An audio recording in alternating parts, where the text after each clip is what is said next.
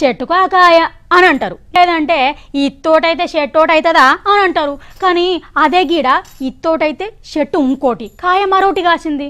నమ్ముతలేరా ఏంది? కావాలంటే మీరే చూడుండ్రి. వాయమ్మనే వంకాయలు కాసినట్టే కాసినాయి కదా గుడ్లు.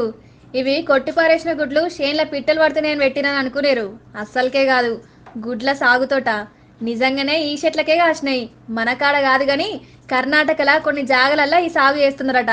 ఒక పారి పలకొట్టి చూడుండ్రన్న, లోపట నిజమైన కోడిగుడ్డు లెక్కనే ఉన్నదో లేకపోతే ఇంకెట్లున్నదో చూద్దాం. అచ్చం కోడి పెట్టిన గుడ్డు లెక్కనే నీలం ఉన్నది. మన పెట్టెలు పెట్టిన గుడ్ల లెక్కనే వీటిని ఆమ్లెట్ వేసుకోవచ్చు, ఉడకబెట్టుకొని తినొచ్చు. వీటిని ఆన్లైన్ అంగట్ల, అదే అమెజాన్, ఫ్లిప్కార్ట్ లో కూడా కొనొచ్చునట.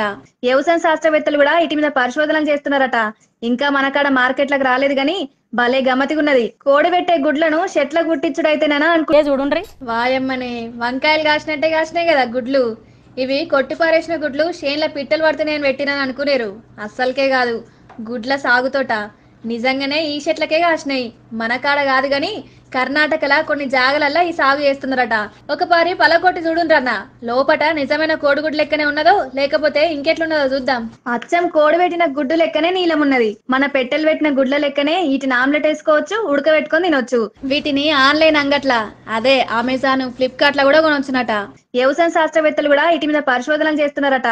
ఇంకా మన కాడ మార్కెట్లకు రాలేదు గాని భలే గమ్మతిగున్నది. కోడి పెట్టే గుడ్లను చెట్ల గుట్టించుడైతే